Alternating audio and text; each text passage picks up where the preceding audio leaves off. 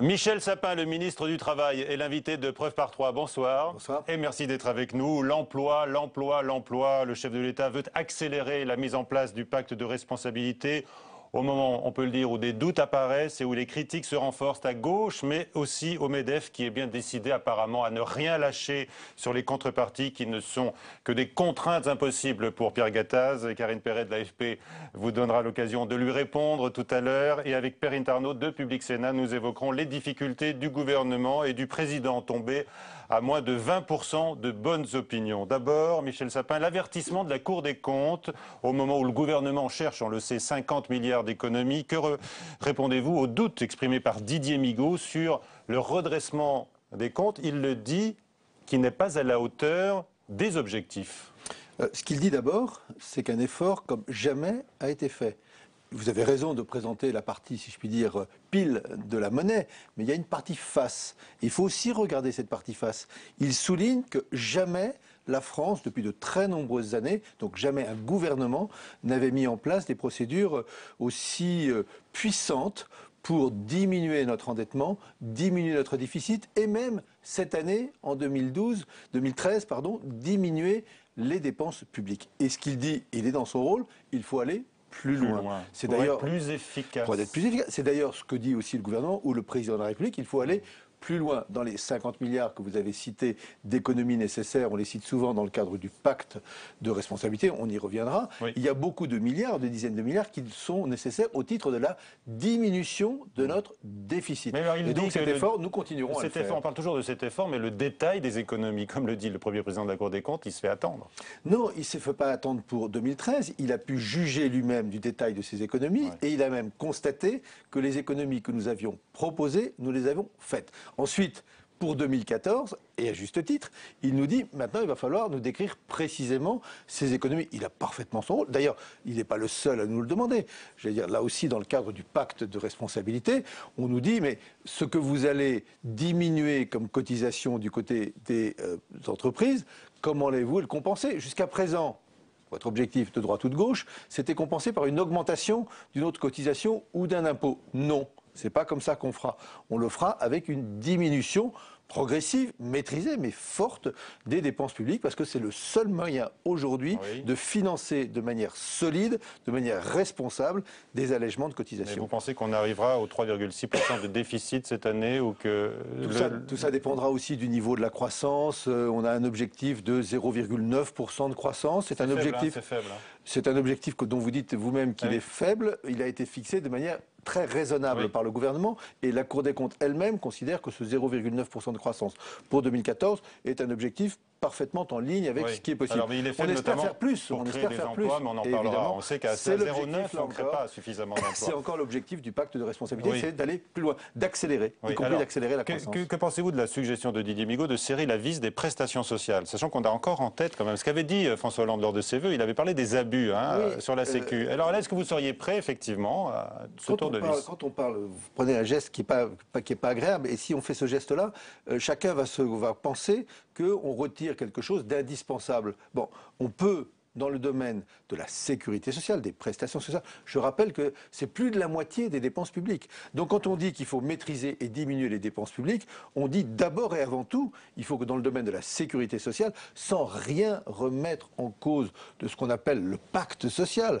donc des garanties fondamentales, il faut avoir des économies. C'est ce qui est en train d'être fait, c'est salué d'ailleurs par la Cour des comptes dans le domaine de la santé, sans remise en cause, sans qu'on dise on va augmenter le forfait. Non, parce qu'on maîtrise mieux les dépenses de l'hôpital, on met en place des alternatives à l'hôpital qui coûtent moins cher que l'hôpital et qui sont plus agréables pour le patient, beaucoup plus loin d'ailleurs dans le cadre de la médecine opératoire. Absolument, dans la médecine opératoire. Donc il faut aller plus loin. C'est la question des médicaments, des génériques. Donc on voit qu'il y a toute une série de mesures qu'il faut continuer à mettre en place. Est-ce que vous pouvez nous dire qu'il faut s'attaquer vraiment à la masse salariale de la fonction publique? Il ne faut pas s'attaquer, là aussi, ce sont des termes... Il faut que je fasse attention aux mots, parce que là, certains vous effraient. Non, mais vos termes sont parfaitement justifiés. Réduire la masse salariale. La question. Mais si on pense qu'on peut mettre en place des réformes profondes en étant contre, en s'attaquant à... Ça ne marche pas. La droite nous dit il y a qu'à, il y a qu'à, il y a qu'à. Non, ça bloque tout. Ça a pu marcher non, ça n'a pas marché. chez certains de nos voisins. Peut-être chez certains de nos voisins, mais nous sommes en France. Oui. Et en France, il y a aussi une nécessité de rechercher un accord, un consensus. C'est le principe même du dialogue, et ce que j'appelle moi le dialogue social à la française. C'est le seul moyen. Oui, mais on avance. Je prends la formation professionnelle. Grand projet qui a été examiné par l'Assemblée nationale la semaine dernière et qui va l'être la semaine prochaine ici même au Sénat. C'est avec de l'argent, non pas plus d'argent, faire beaucoup mieux, être beaucoup plus efficace. C'est aussi une bonne manière de faire en sorte, non pas contre, mais de faire éventuellement même en dépensant moins quelque chose qui est de meilleure qualité. Est-ce que vous êtes d'accord avec l'idée qu'il faut réduire le périmètre de l'État? Là, c'est vraiment une source d'économie. Périmètre, là aussi, je pense qu'il faut s'interroger sur chacune des missions de l'État et se poser la question de savoir si aujourd'hui, telle mission, une présence sur un territoire d'une certaine manière, est adaptée aux besoins de la population d'aujourd'hui. Il y a des missions qui évoluent. Au fond, pour reprendre un terme, c'est la fin du rabot. Vous savez, le rabot, ça consiste quoi? On dit à l'État, chaque ministre, t'as qu'à enlever 1,5% de dépenses. Alors on enlève partout. Mais si à la fin, il n'y a plus d'essence pour faire tourner le moteur des voitures des gendarmes, il y a un problème. La mission n'est pas remplie. Donc on ne peut plus continuer comme ça. Il faut s'interroger de manière verticale, mission par mission, pour trouver les bonnes solutions qui permettent aussi de faire les économies. Je vais vous parler d'un pays, Michel Sapin, qui a une frontière commune avec la France. Et avec beaucoup d'autres pays, parce qu'il est au milieu de l'Europe. Vous parlez de la Suisse? C'est un pays qui vous fait rêver, peut-être? C'est le plein emploi. Non, le plein emploi. 3,5% de chômeurs. Et la Suisse, donc, avec ce référendum pour mettre fin à l'immigration massive. Est-ce qu'il y a un risque aujourd'hui, après le référendum de dimanche, pour les travailleurs français frontaliers ou ceux qui choisissent de s'exiler dans ce pays où l'économie se porte bien? Je ne parle pas de ceux qui choisissent d'être suisses. Ça, c'est autre chose. Qui s'exilent pour travailler. Pour travailler. Souvent, les exilés fiscaux, entre guillemets, c'est pas forcément pour travailler. C'est pour profiter, en quelque sorte, du fait qu'ils payent moins d'impôts là-bas. Non, c'est ceux qui veulent bosser en Suisse. Laissons ça de côté, parce qu'il y a des gens qui, aujourd'hui, sont légitimement inquiets. Ce sont ceux qui, aujourd'hui, apportent leur force de travail à un pays qui en a besoin. Vous disiez à juste titre que le taux de chômage y est très faible parce qu'ils ont besoin d'avoir des gens qui viennent des pays d'à côté, des frontaliers, pour amener leur force de travail. La première victime de ce référendum, que je respecte, puisque par définition c'est le vote d'une majorité des différents peuples d'ailleurs de Suisse, mais la première victime risque d'être la Suisse. D'abord parce que se priver de la force de travail de ceux qui sont voisins, je ne sais pas comment ils vont faire. En nombre d'infirmières, vous croyez qu'il y a suffisamment d'infirmières ayant le tampon suisse dessus pour... Non, dans les hôpitaux de Genève, dans les hôpitaux de Genève, non. Donc il y aura de vrais problèmes pour eux. Mais c'est aussi des vrais problèmes parce qu'on ne peut pas se fermer aux autres sans que les autres se ferment à vous. Il y a ce qu'on appelle la réciprocité. S'il n'y a plus la libre circulation vers la Suisse, il n'y aura plus la libre circulation de la Suisse vers les autres. Ça sera la conséquence. Donc c'est de tout ça dont il faut discuter avec la Suisse pour éviter, au fond, que quelque chose soit mauvais, et pour les Suisses, et pour les voisins des Suisses. Pour François Fillon, il est naturel que la Suisse veuille réduire le nombre d'étrangers chez elle. Que pensez-vous de cette déclaration? Que c'est une parole soit maladroite, soit révélatrice d'une pensée profonde, d'une forme de la droite. J'espérais que M. Fillon ne serait pas là-dedans, qui consiste simplement à courir après la pensée et l'expression du Front National français. Donc c'est une forme d'alignement sur le Front National en France qui est une maladresse insigne. Mais il dit qu'il n'est pas choqué, par exemple, par la notion d'immigré en fonction des besoins économiques. Cette notion de quota, elle vous paraît acceptable ou pas? Cette manière de s'appuyer sur un vote en Suisse qui répond à des caractéristiques un peu particulières dans un pays qui n'a absolument pas de chômage, et pour emporter ensuite un langage en France, me paraît totalement inadapté. Mais sur la question des quotas d'immigrés, mais aujourd'hui, nous avons des politiques d'immigration. Nous avons des politiques d'immigration qui ne sont pas des politiques libres. On ne rentre pas librement sur le territoire français, sauf quand on est ressortissant européen ou suisse, en l'occurrence. Mais lorsque l'on vient de l'extérieur de Schengen, comme on dit, de l'extérieur du territoire européen, nous, on ne rentre pas librement. Il faut que ça corresponde à des professions où on a des besoins en termes de main-d'œuvre. Donc aujourd'hui, nous avons une régulation de l'immigration. Ce que je n'aime pas, la porte est assez ouverte quand même. Mais elle a ajouté de nouvelles professions. Elle l'est dans les mêmes conditions qu'auparavant. Il n'y a pas eu de modification de ce point de vue-là, même plutôt une volonté de faire respecter la réglementation. Donc M. Fillon, Premier ministre, disposait des mêmes règles que celles dont nous disposons aujourd'hui pour réguler, ce qui est normal, l'immigration en fonction des besoins de notre pays. Après, il y a l'immigration clandestine, mais ça c'est autre chose. Sûr. Et il faut lutter contre cette immigration clandestine. Est-ce que Arnaud Montebourg dit vrai en disant que l'avantage qui est offert aux entreprises, d'ores et déjà en attendant le pacte de responsabilité par le CICE, le crédit impôt compétitivité, est totalement absorbé par l'euro trop cher, surévalué de 10%? Il ne l'est pas, mais il y a ce risque. Donc si la France faisait un effort de diminution des cotisations et que pour le même montant, en quelque sorte, vis-à-vis des pays autres que ceux de l'euro, il y avait une réévaluation du montant de l'euro, on perdrait par rapport à pays en dehors de l'euro l'avantage compétitif en question. Donc c'est une vraie question que la valeur de l'euro. Simplement, je rappelle à tout le monde que 60% de notre déficit commercial, il est en euros par rapport à la zone euro. Donc la valeur de l'euro n'a aucun impact sur 60% de nos exportations. Si nous voulons 40% et les entreprises si nous voulons exporter plus vers l'Allemagne, c'est pas une question de valeur de l'euro. C'est une question de qualité de nos produits, d'innovation, de compétences des personnels. Et donc de compétitivité dans tous les sens du terme. Est-ce que vous êtes d'accord, je vous cite encore le ministre du redressement productif, mais je vois qu'il est rejoint sur les gaz de schiste par Laurent Fabius. Tous deux s'accordent pour dire qu'il faut tenter de trouver une solution propre d'exploiter les gaz de schiste. Là aussi, ce serait un atout de compétitivité formidable si on voit ce qui se passe aux États-Unis. Évidemment, quand on a une énergie à pas cher, c'est beaucoup plus avantageux que quand on a une énergie plus chère. J'ai pas dit ça du tout. Mais quand vous avez un environnement saccagé, c'est beaucoup plus dommageable que quand vous avez un environnement préservé. Donc, il faut faire attention. Il n'y a pas que la question du coût de l'énergie. Il y a aussi les conséquences sur les générations à venir. Et parfois, réparer les conséquences en question, ça peut coûter beaucoup plus cher que le coût de l'énergie. Donc, mais personne ne s'est jamais interdit la recherche. La question, c'est de savoir si on autorise de perforer le sol pour de la recherche. Aujourd'hui, c'est interdit. Pas interdit par nous, c'est interdit par la majorité précédente, avec une loi qui a été votée, et il n'est pas question de modifier cette loi. Votée également par la gauche, hein, quand même, on s'en souvient. Alors, il y a encore une question liée à l'énergie.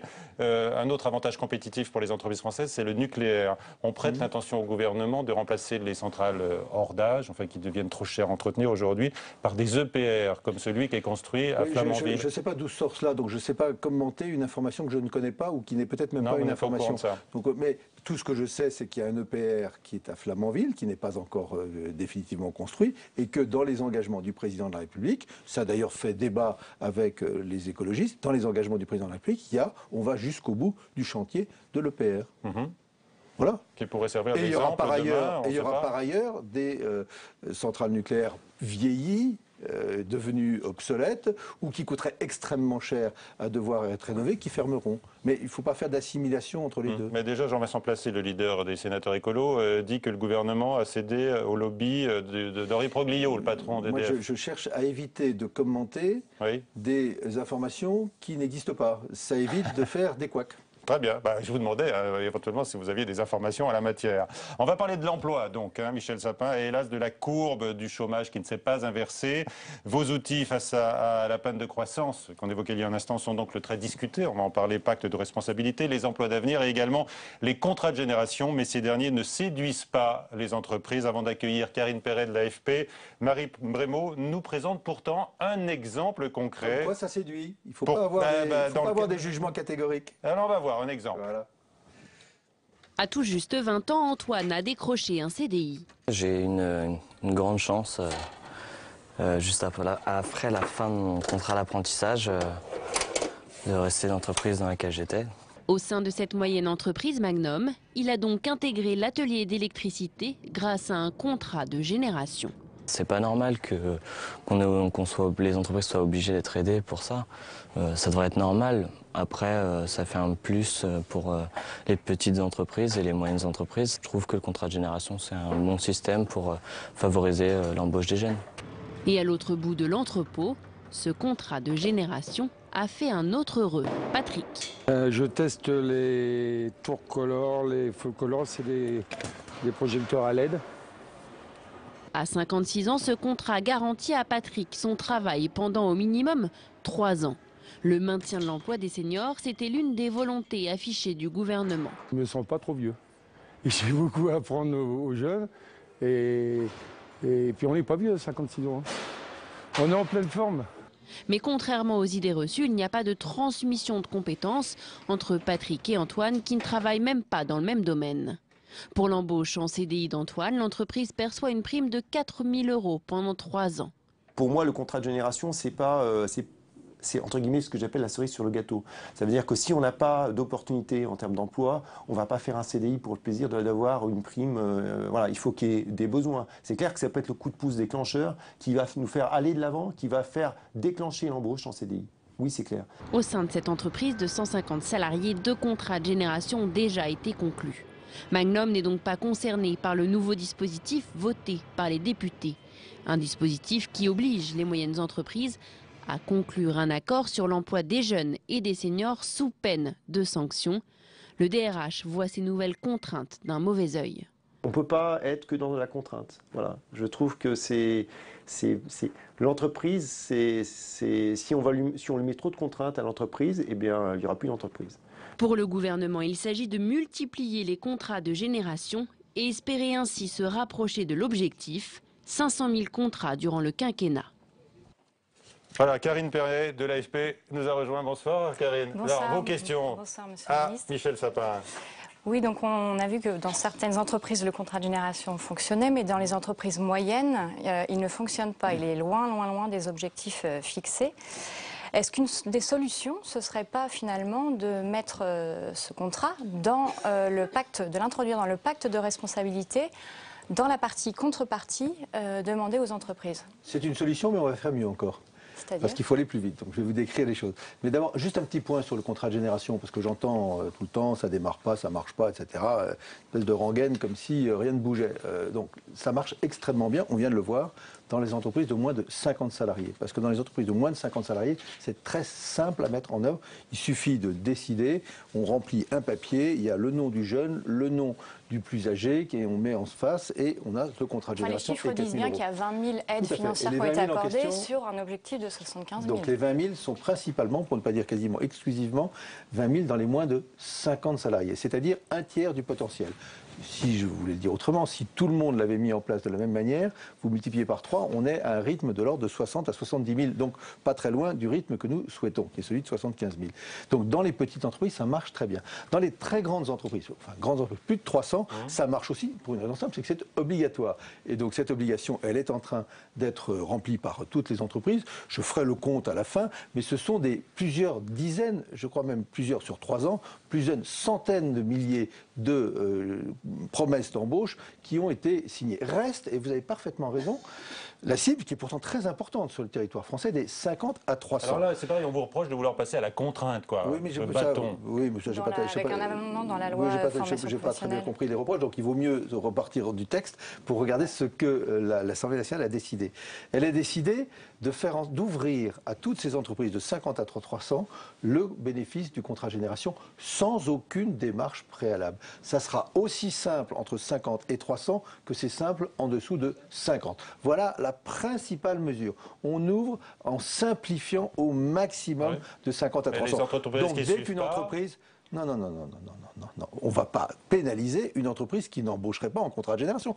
Toutes les entreprises ne peuvent pas embaucher en contrat de génération. Une entreprise qui n'a pas de senior, par exemple, quelqu'un de plus de 55, ne peut pas le faire. Donc, ceux qui racontent des balivernes en disant on va pénaliser... 1% sur la masse salariale. C'est une baliverne. Donc, je vais vous expliquer pourquoi. Mais donc, ceux qui disent, ceux qui ne vont pas mettre en place les contrats de génération, ils vont être pénalisés, ils disent n'importe quoi. C'est ce qu'a fait M. Copé, mais il a l'habitude de dire n'importe quoi. Donc, c'est double zéro en politique. Là, c'est triple zéro. Une troisième erreur en politique. Qu'est-ce que nous avons décidé de faire ?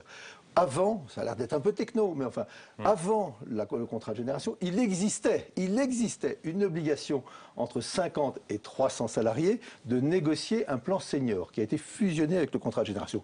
Nous remettons en place cette obligation qui existait auparavant, donc on remet en place, sinon ce sera un moins dans l'entreprise. On remet en place cette obligation de négociation dans l'entreprise ou surtout dans la branche. Quand l'obligation existait, c'était extraordinaire, toutes les branches avaient conclu des accords seniors. Eh bien, toutes les branches n'est pas couverte, elle a bien une pénalité. Eh bien, comme auparavant, comme du temps de M. Copé, comme du temps de M. Fillon, comme du temps de tous ceux qui ont précédé, qui ont mis en place ces accords seniors, c'est pas moi qui les avais mis en place, c'est eux, il y a une pénalité. Mais elle ne marche pas, on ne la met pas en place, parce que tout le monde...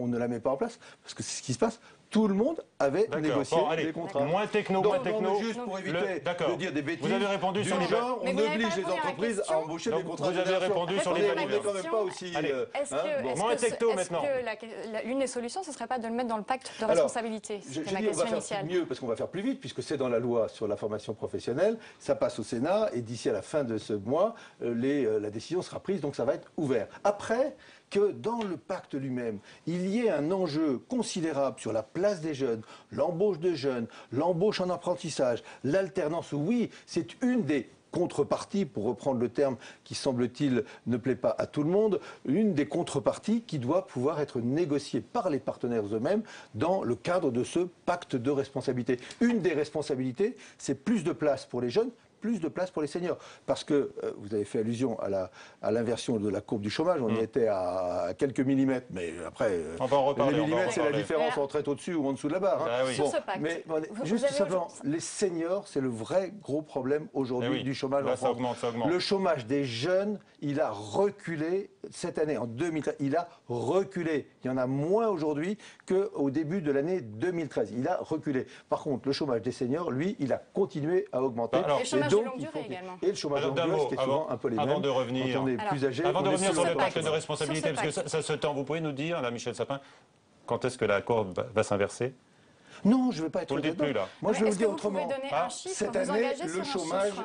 le Vous le dites chômage, comment le chômage doit reculer. Cette le année. chômage reculera. Cette année. Il a reculé pour les jeunes, il va continuer Mais vous dites à quelques reculer pour les millimètres, on est est-ce au que mai- vous pouvez donner un délai? On est en Non, février, mais- là, vous dites cette année. Mais je ne suis pas dans la question de Alors, l'inversion on peut- de la courbe.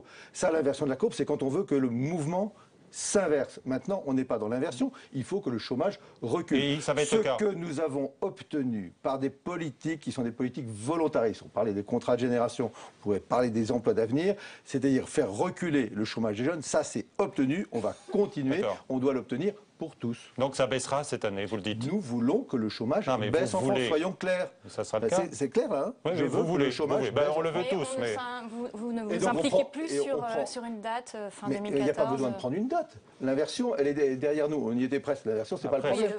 La question, c'est pas l'inversion. Le président n'a pas dit tout à fait. L'inversion, elle est là pour les moins de 50. Le recul du chômage, il est là pour les jeunes de moins de 25 ans. Après, il y a ceux qui ont plus de 50 ans. C'est un vrai problème. C'est là qu'il faut faire peser, y compris dans le cadre du contrat, du pacte de responsabilité, la contrepartie. Ça me paraît très, très important. Mais on veut faire reculer Bon. le chômage. Alors, le pacte de responsabilité, ça se tend. Ça se tend aujourd'hui. On a le patron du MEDEF qui est dans les bagages de François Hollande aux États-Unis Et qui a mal dormi. et qui dit Ou qui s'est mal réveillé. Non, qui dit il n'est pas question. Je ne veux pas entendre de contrepartie. Je ne veux rien de contraignant. L'économie, c'est pas la cour d'école. Alors, est-ce qu'il ne donne pas l'impression de torpiller la négociation qui doit s'ouvrir d'ici la fin du mois avec les partenaires sociaux? On avait aussi ce matin le patron de la CFDT qui disait qu'il faut une réunion d'urgence avec le patronat. Est-ce que vous pensez qu'il y a le feu? Est-ce qu'il faut une réunion d'urgence avec le patronat? Qu'est-ce que vous Alors- répondez déjà à Pierre alors- Gattaz hein C'est une espèce de Je vais le faire. ultimatum, Je là. vais répondre. Alors, on Voyez, écoute. Voilà, je vais répondre. Dans le pacte responsabilité, il y a le mot responsabilité. Et donc, dans cette période comme plus tard, chacun doit être responsable, se comporter de manière responsable, y compris, et j'allais dire surtout, à l'étranger, parler de manière responsable. Ce sont des sujets difficiles. Ce sont des sujets pas simplement entre le patronat ou le MEDEF et le gouvernement, même si c'est un sujet qu'on peut discuter, mais ça concerne aussi d'autres grandes organisations patronales, les artisans ou les SAG-PME, et ça concerne les organisations syndicales. Donc que chacun s'exprime de manière responsable. C'est pas moi qui ai inventé le terme de pacte de responsabilité, mais cette responsabilité, elle doit être assumée par tous et à tout moment. Les mots ont un sens. Donc là, vous les le mots rappelez à ont un l'ordre. poids. Je rappelle à la responsabilité de chacun. Quant à la demande de M. Berger, qui est parfaitement légitime, ça n'est pas une demande en urgence, en réponse à un propos washingtonien ou je ne sais pas d'où, c'est de post-mauvais réveil. C'est une demande qui est une demande parfaitement légitime, puisque le patronat a demandé à la suite d'une sollicitation du gouvernement aux autres partenaires sociaux, aux autres syndicats, de se réunir d'ici à la fin du mois de février. La fin du mois de février, c'est peut-être un peu loin. Tout le monde veut aller vite. Surtout Le patronat, le Jean-Marc premier. Ayrault a dit Voilà, il proposition faut aller fin vite parce février. qu'on veut qu'à fin février, il y ait des propositions de leur part et qu'à fin mars, le contour du pacte de responsabilité soit totalement défini. Maintenant, c'est une affaire entre ce qu'on appelle les partenaires sociaux, entre représentants du patronat, il y a le MEDEF parmi ceux-là, et représentants des syndicats. Parce que c'est eux les mieux placés pour dire ce que c'est qu'une contrepartie. C'est pas des chiffres comme ça qu'on jette comme ça en l'air. Il n'y en aura pas de contrepartie du côté du MEDEF, ils ne veulent pas en entendre parler. Et même, ils vont plus loin. Hein? J'espère pour vous que vous aurez l'occasion de m'interroger de nouveau et d'interroger M. Gattaz sur les contreparties. Parce que ce n'est pas un sujet qui est clos par une déclaration prématurée et un peu rapide. Donc le sujet, il est sur la table. Il n'est pas du tout dans la notion du donnant-donnant. Vous n'avez pas entendu? Si. Puisqu'il n'a même pas été enregistré. Si, on l'a entendu. Il dit pas de contrainte, pas de contrainte. Quand vous dites, vous appelez à la responsabilité. J'appelle à la responsabilité chacun, surtout lorsqu'on est responsable d'une grande organisation. Il appelle à la responsabilité en disant, c'est pas parce qu'on baisse les charges qu'on peut créer de l'emploi forcément. C'est pas comme ça que marche l'économie. Là, c'est pas l'appel à la responsabilité, c'est l'appel au raisonnement. Et le raisonnement est autre chose. On ne peut pas dire comme ça globalement, puisqu'on baisse les cotisations, ça va faire tant d'emplois. D'ailleurs, le premier qui a agi comme ça, qui est toujours le même, avec 1 million ici à la boutonnière, avec un pins, a lancé le débat pas forcément de la bonne manière, lui-même. Et il est en train de dire maintenant, une sorte de rétro-pédalé, en disant oh, oui, mais j'ai mis 1 million là, mais je ne peux pas m'engager sur 1 million. Il se le dit lui-même. Bon, il se le dit un peu à lui-même, c'est une sorte de rappel à lui-même. Comment on peut faire? Et c'est ça les partenaires sociaux, ils vont en discuter. C'est quand même plus simple de dire par filière, ça veut dire quoi par filière? Il y a des domaines où l'enjeu, c'est qu'on arrête les destructions d'emplois. Donc on ne va pas dire, là, la contrepartie, c'est de créer. Non, c'est d'arrêter de détruire. Il y a des endroits où l'enjeu, c'est de maintenir l'emploi. Et puis il y a des endroits où l'enjeu, c'est de créer des emplois.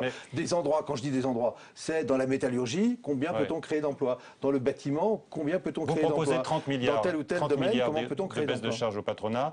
Le président du MEDEF demande là, d'un coup d'un seul, 60 milliards. Est-ce que là aussi, c'est une irresponsabilité? C'est déjà moins, puisqu'avant, il demandait 100 milliards. Donc vous voyez comme quoi, quand on commence à discuter, on peut devenir raisonnable et responsable. Sur les chiffres, puisque vous parliez des créations d'emplois, votre collègue au gouvernement, Arnaud Montebourg, dit justement dans le donnant-donnant, on pense que, enfin lui, il chiffre à 1,6 million les créations nettes. Est-ce que vous pouvez vous engager sur un objectif chiffré? Non, mais je ne vais pas le faire sur un chiffre global. Je vais refaire le raisonnement si vous le souhaitez, mais un chiffre global, ça illustre bien.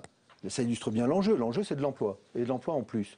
1 million ou 1,6 million, c'est ce que nous avons fait du temps de Jospin. On a fait même plus que ça du temps de Jospin en nombre de créations d'emplois. Donc c'est faisable. On n'est pas dans de l'utopie. On est dans quelque chose qui est du raisonnable. Après, il faut être opérationnel. Il faut être concret. Ça se regarde entreprise par entreprise. Ça se regarde branche par branche. Ça se regarde même territoire par territoire. Parce que je veux qu'au niveau des territoires, les patrons et les syndicats, ils discutent des enjeux. Et puis, il n'y a pas que la question de combien d'emplois. Moi, je ne veux pas de la création de mini-jobs. Je ne veux pas que dans le million d'emplois en question, ce soit des emplois d'intérimaires, des emplois de CDD, des emplois à temps partiel. La méthode à l'anglaise, ce n'est pas notre méthode. Ou à l'allemande, dont ils sont en train de revenir. Puisque justement, ils veulent mettre en place le SMIC, ils veulent lutter contre ce mauvais emploi, comme ils le disent eux-mêmes. Donc je veux que le million d'emplois, ou au-delà, ou en deçà, on verra, ce soit du bon emploi. Deux petites questions encore. Vous qui êtes un proche de François Hollande, est-ce que vous pensez que le président a eu raison de faire confiance au MEDEF au risque de mécontenter son électorat? On est à 6 semaines des élections municipales. Mais et de la gauche faire du PS, confiance. Quand on est dans le domaine social, il y a des patrons, il y a des syndicats.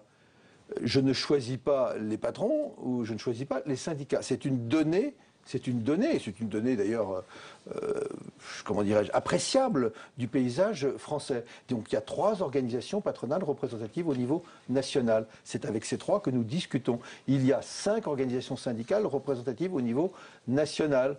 Depuis la CFTC jusqu'à la CGT, en passant par FO, la CFTC, la CGC et la CFDT. Bien, vous avez donc ça, c'est une donnée. Et c'est cette donnée-là que nous mettons en branle. Le dialogue social. Parce qu'il renforce les doutes, quoi, en disant le patronat, d'accord, il prend la baisse de charge, mais il ne promet rien. Mais est-ce que c'est une question politique? Moi, mon problème, c'est pas... vous le voyez bien avec la gauche du PS. C'est pas une question. Mais la gauche du PS, elle dit comme d'habitude la même chose. Je ne veux pas lui reprocher, puisqu'on sait très bien à l'avance ce qu'elle va dire. Mais les électeurs aussi vont l'exprimer.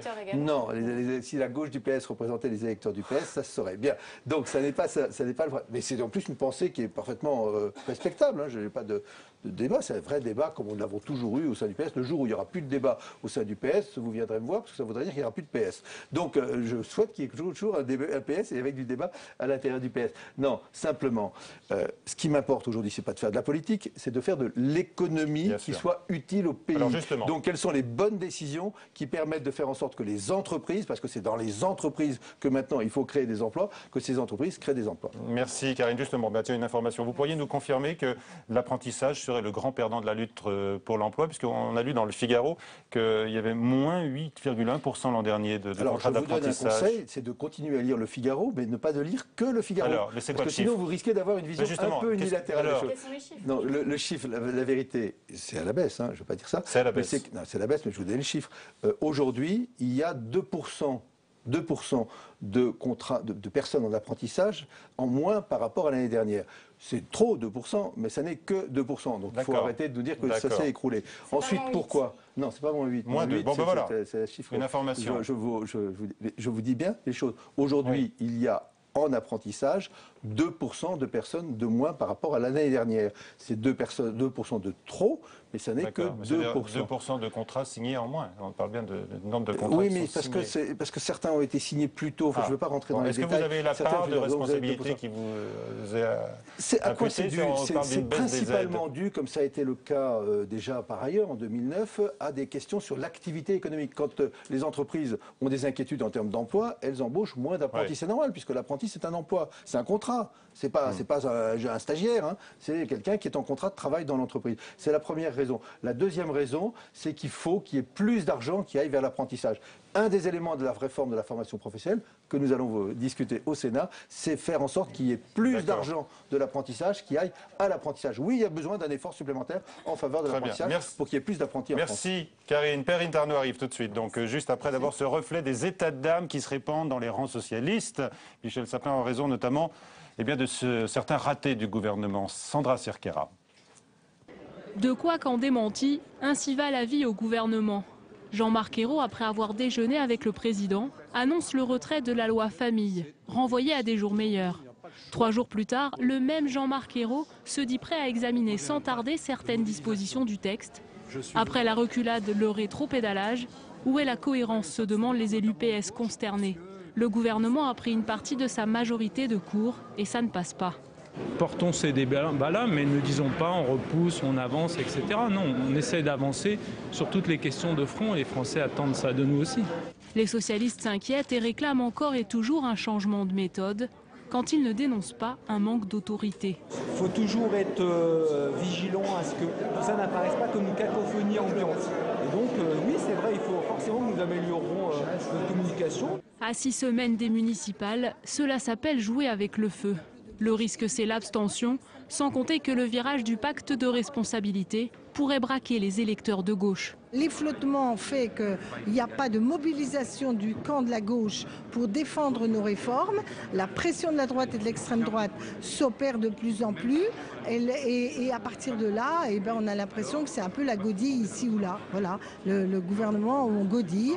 Un désordre qui fait plonger un peu plus la cote de confiance du chef de l'État, tombé en dessous des 20% symboliques. Le Premier ministre Davis également. Et même Manuel Valls, le plus populaire des ministres jusque-là épargné, voit sa popularité en chute libre. Perrine Tarnot, donc nous a rejoint. Bonsoir Perrine. Tout en nuance. Vous allez pouvoir répondre. Oui, absolument. Emmanuel Valls qui remonte dans le dernier sondage de ce soir. Ça vient les sondages. Et vous aussi, vous montez, Michel Sapin, dans les sondages. Oui, mais je baisse dans d'autres, donc vous voyez, je n'accorde pas l'importance plus que ça. Mais quand même, un président de la République à 19%. Est-ce qu'on peut encore imposer ces réformes? Évidemment, je ne vois pas quelle est la relation entre un sondage dit de popularité, qui n'a pas de sens électoral direct, et la capacité à agir. Mais si tous les chefs d'État ou de gouvernement, sauf si tous les chefs d'État et de gouvernement dans l'Europe qui va mal, regardez quel est leur code de popularité. Est-ce qu'ils vont s'arrêter pour autant d'agir? Non. Il faut agir. Qu'est-ce qui sera jugé le moment venu? Le moment venu, c'est à la fin du quinquennat, c'est le président de la République, l'action de sa majorité. C'est le résultat d'une politique. Ce n'est pas le cheminement de cette politique, c'est le résultat de cette politique. D'où l'importance de prendre des décisions, de les prendre le plus rapidement possible, de la manière la plus réfléchie possible et de les porter de la manière la plus efficace possible. Oui, faire comprendre le sens d'une décision, le sens d'une réforme, c'est aussi très important. Et pourtant, 21 mois. On peut toujours s'améliorer. Et pourtant, 21 mois après l'élection présidentielle, il y a toujours cette cette image d'amateurisme qui colle au gouvernement, qui a du mal à se décoller de cette image. Pourquoi ça ne marche toujours pas, selon vous? Je ne sais pas pourquoi vous parlez d'amateurisme. Donc j'entendais. Regardez encore les unes des hebdos. J'ai apporté l'Express sur le. Si je devais juger l'action de ce gouvernement ou du précédent, je ne m'en remettrais pas uniquement aux unes des magazines qui sont là, et je le comprends tout à fait, pour faire vendre. Donc effectivement, si vous faites une en disant tout va bien, ça vend pas. Si vous dites tout va mal, ça va mieux. C'est Claude Barthelone qui a parlé du désordre. On ne peut pas le refaire 3 fois de suite parce qu'à un moment donné, on vend plus son journal. Donc il faut aussi faire attention à la subtilité dans le constat. Mais je ne vais pas vous dire, que tout va bien aujourd'hui. Donc la situation est difficile pour le pays. La situation mérite des efforts. Dans des moments où c'est difficile et où il y a des efforts à faire, c'est rare que les gouvernements soient, pour reprendre le terme, populaires. Ce n'est pas pour autant qu'ils ne sont pas respectés. Nous avons un président de la République, il est là jusqu'en 2017. Nous avons un gouvernement, il sera là avec une majorité, et il y a une majorité au sein du Parlement, et quels que soient les débats qui peuvent exister. Bien entendu, on donne beaucoup plus souvent la parole à ceux qui critiquent, c'est normal. C'est plus intéressant d'entendre une critique qu'un soutien. C'est normal, c'est normal. J'ai pas de doute là-dessus. 2017 et un gouvernement qui est là jusqu'à quand? Et une majorité qui est là jusqu'en 2017, qui est une majorité qui soutient le gouvernement qui est nommé par le président de la République. Donc ça, c'est une donnée institutionnelle. C'est la 5e République, elle est ainsi faite, et heureusement, parce qu'elle permet de donner de la durée pour traverser des moments extrêmement difficiles, comme ceux que traverse la France aujourd'hui. Mais on s'y reprend. L'histoire autour du projet de loi famille, un gouvernement qui cède à la pression de la rue, est-ce que c'est un aveu de faiblesse ? Non, parce que ça, c'est la manière dont vous le présentez. C'est comme si c'était une réponse à la rue. C'était pas une réponse à la rue, c'est une réponse à qui, alors ? C'est une réponse à une tension dans la société, à des situations. Quand on veut bien réformer, il vaut mieux éviter de le faire à un moment où il y a des faux débats. Quand vous y avez des rumeurs aussi, j'allais employer un terme mal poli, mais aussi infondées et aussi scandaleuses que celles qui ont été répandues et à laquelle la droite, y compris la droite parlementaire, a donné aussi son appui, et qui font qu'il y a des parents, peut-être de bonne foi, qui retirent leurs enfants de l'école parce qu'ils craignent je ne sais trop quel enseignement, c'est scandaleux. On ne peut pas réformer dans un contexte comme celui-là. Donc j'ai repris déjà, j'ai donné l'expression ce dimanche dans le Parisien libéré, il y a des moments où il faut des temps morts. Je prends le geste parce que c'est le geste au basket. Vous devez jouer au basket, vous, compte tenu de votre taille. Donc vous devez savoir de quoi il s'agit. Vous aussi, vous étiez dans l'équipe de Feuillet. Bon, bah voilà, il y a temps mort. Là, il y a temps mort parce qu'il faut retrouver un peu de calme, de sérénité pour repartir de l'avant. C'est pas reculer, c'est repartir de l'avant. Pour répondre à des problèmes très concrets. Est-ce que les familles d'aujourd'hui fonctionnent comme les familles d'il y a 20 ans, 30 ans ou 50 ans? Non, en région parisienne, la moitié des familles sont issues de familles, sont des familles recomposées. C'est quand même une donnée sociologique que chacun d'entre nous peut comprendre et qui peut avoir des conséquences juridiques pour établir les droits des uns et des autres. Mais quand même, Michel Sapin, on est loin de la France apaisée et rassemblée, promise par François Hollande pendant la campagne présidentielle. En tous les cas, c'est pas la France que lui va chercher, si je puis dire. Nicolas Sarkozy, Nicolas Sarkozy, il allait chercher le conflit. Il provoquait le conflit. Il faisait siffler dans les meetings les organisations patronales comme les organisations syndicales. Ça, c'est pas une manière apaisée de faire. Là, ce qui se passe, et c'est vrai pour toute la société politique, qu'elle soit de gauche ou qu'elle soit de droite, dès lors qu'elle est républicaine. Il y a de mauvais fonds, il y a de mauvais relents, il y a parfois même des expressions qui sont des expressions non pas d'opinion, mais qui sont des délits. Mais ça, c'est relents, ils sont nés sous François Hollande. Non, ils ne sont pas nés sous François Hollande. Bon, en tout cas, ils sont pas nés.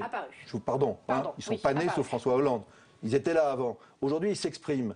Ils doivent être combattus. Et quel est le problème? C'est qu'ils ne sont pas combattus par toute la société républicaine. Parce qu'il y en a à droite, je vois M. Copé par exemple, dimanche dernier, qui donnent des fondements à tout cela, au lieu de combattre. La première chose à faire, c'est de combattre le racisme, l'antisémitisme, aussi ténu soit-il, il doit être combattu sans faiblesse et par tous. Jean-François Copé, quand il brandit le livre Tous à poil, il fait de la surenchère dangereuse, vous trouvez? Évidemment, mais c'est même pire que ça. Comme chacun sait, ce livre est un livre dit livre pour enfants, qui n'est pas un livre scolaire, et il brandit ce livre-là, mais je pourrais vous en brandir d'autres, qui sont des livres pour enfants. Enfin, on doit avoir des enfants les uns et les autres. On choisit. Il donne une grande publicité. Sur Amazon aujourd'hui. Il donne une grande publicité, comme quoi ça ne doit pas choquer tant que ça les uns ou les autres. Il fait plus que de la surenchère dangereuse, il fait quoi alors? Il fait plus que ça, il est dans le registre de l'irresponsabilité totale. Je disais que c'était double zéro, maintenant c'est triple zéro, quadruple zéro. Ils ne sont pas tous comme ça à l'UMP, je vous rassure. Il y en a qui savent raisonner et sereinement. C'est pas pas parce que je suis en désaccord avec quelqu'un que je vais pour autant dire qu'il est à chaque fois triple zéro. Mais quand quelqu'un s'exprime comme ça, en disant n'importe quoi et en attisant les haines et les peurs, ça n'est pas un responsable politique. Alors je rappelle que Jean-François Copé avait demandé votre démission après la non-inversion de la courbe du chômage. Je ne demande même pas sa démission de la tête de l'UMP, puisque j'ai compris qu'il n'y avait été même pas élu. Oui, alors lui ajoute que, parce que vous dites on ne gouverne pas en fonction des sondages, même avec moins de 20% quand on est le chef de l'État, mais il va y avoir bientôt les élections intermédiaires. Michel Vous avez regardé les sondages d'ailleurs, l'homme le plus impopulaire dans tous les sondages, comment il s'appelle? C'est pas François Hollande, c'est Jean-François Copé. Alors voilà. Donc, les élections intermédiaires qui arrivent avec, là disent les sondages, un échec prévisible de la gauche, n'est-ce pas, Perrine? Vous en savez rien, ni vous ni moi. Et Jean-François Copé dit, si la gauche perd les municipales, il va falloir renoncer à un certain nombre de réformes, par exemple abroger les rythmes scolaires. Bon, donc, première chose, il y a des élections municipales, elles ont lieu, on verra quel sera le résultat. Je suis persuadé que la gauche perdra certaines villes, je suis sûr que la droite perdra certaines villes. Donc on verra au bout du compte ce qu'il en est. Ce sont d'abord des élections locales, compte tenu des équipes sortantes, des équipes entrantes, du débat local, dans un contexte politique lui-même. Évidemment, il n'y a pas aucune élection, aussi locale soit-elle, qui se dégage du contexte politique lui-même, mais on verra le résultat. Je ne ressens pas, moi, sur le terrain, les mêmes types de critiques que celles qui peuvent s'exprimer nationalement. Je ne les ressens pas. Et je sens aussi un attachement aux politiques qui ont été menées par les équipes sortantes, en particulier, prenons Paris, prenons Lyon, prenons les élus locaux, les élus et l'électorat lui-même. Donc on verra cela. Et ensuite, et ça a été comme ça la dernière fois où ça a été une grande défaite de la droite aux dernières élections municipales. C'est d'ailleurs ce qui complique un petit peu les choses pour nous, c'est que c'était une grande victoire pour la gauche, les dernières élections municipales. On a conquis énormément. Bon, donc on ne gouverne pas en fonction de ce résultat-là. La droite a continué à agir alors qu'elle avait perdu les municipales. Cette fois-ci, on continuera à agir alors qu'on n'a pas forcément perdu les municipales. Mais est-ce que quand même l'abandon de certaines réformes de société, et là aussi je reviens au projet de loi sur la famille, ça n'a pas un effet démobilisateur important sur l'électorat de gauche, et notamment de la gauche du Parti socialiste? C'est bien pour ça qu'il faut bien comprendre le sens. C'est pas un recul pour un abandon, c'est on fait en sorte, temps mort, que chacun se calme et qu'on puisse sereinement, en évitant les fausses rumeurs et surtout en mettant la droite devant ses responsabilités, que les vrais débats... plutôt décomplexée après cet abandon. Oui, et plus que décomplexée. Elle se sent pour une partie d'entre elles... Et la gauche abandonnée? Non, pas la gauche abandonnée pour autant, ça c'est vous qui le dites. Est-ce que toute réforme de société, du coup, est désormais tabou? Non, évidemment pas. Non. Évidemment pas, il y a des réformes de société nécessaires. On fait une grande réforme de société avec le mariage pour tous, qui est soutenu par une grande majorité des Français, y compris dans l'électorat de droite. Parce qu'il y en a aussi, là, dans la droite, qui ont envie de pouvoir vivre librement et de faire des choix libres, y compris dans l'organisation de leur propre couple. Et en ce moment même, il y a une réunion autour de Jean-Marc Ayrault sur l'immigration et surtout sur l'intégration. Oui, sur l'intégration. Est-ce que c'est le bon timing pour ouvrir ce dossier? Évidemment, c'est un bon timing. Il y a des questions d'intégration. Tous les ministres n'avaient pas l'air d'accord. Mais c'est même un sujet qui est posé, y compris dans les municipales.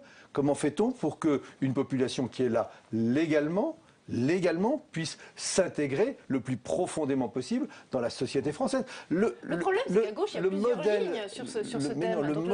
Le modèle français, c'est celui de l'intégration. C'est le contraire de la communautarisation. C'est pas du tout le modèle américain ou le modèle anglais. Le modèle anglais, ça consiste à dire... C'est important de le réaffirmer parce qu'on n'a pas toujours entendu ça, y compris dans vos rangs, récemment. J'en sais rien, je ne les ai pas entendus, moi je m'exprime ici. Je m'exprime, je ne pense pas être en différence par rapport à ce qu'est la ligne gouvernementale. Le modèle anglais, c'est dire, pour être tranquille, on les met tous dans un coin. Très bien, ils parlent entre eux, ils ont leur propre magasin. C'est pas le modèle français. C'est un risque, parce qu'on voit des situations de cette nature. Non, nous, c'est l'intégration. L'intégration dans ce grand creuset qui est le creuset de la France, avec ses grands principes, y compris celui de laïcité. Donc de respect de toutes les religions, mais de respect par les religions de la République. Pour un nouveau souffle pour ce gouvernement, il ne faudrait pas remanier avant les municipales? Je ne le crois pas. Non. Mais de toute façon, de Ségolène Royal, je ne le crois pas. Mais de toute façon, je vais vous faire un aveu. Ça ne dépend absolument pas de ma volonté. Ça ne dépend pas de vous ni de nous, c'est vrai. C'est vrai, on vous pose quand même la question, Michel Sapin. Merci beaucoup. Merci, Perrine. Merci, Michel. Merci d'avoir été avec nous, Monsieur le ministre du Travail. La semaine prochaine, c'est Marine Le Pen qui sera l'invitée de notre rendez-vous sur Public Sénat avec l'agence France Presse et Dailymotion. À très vite.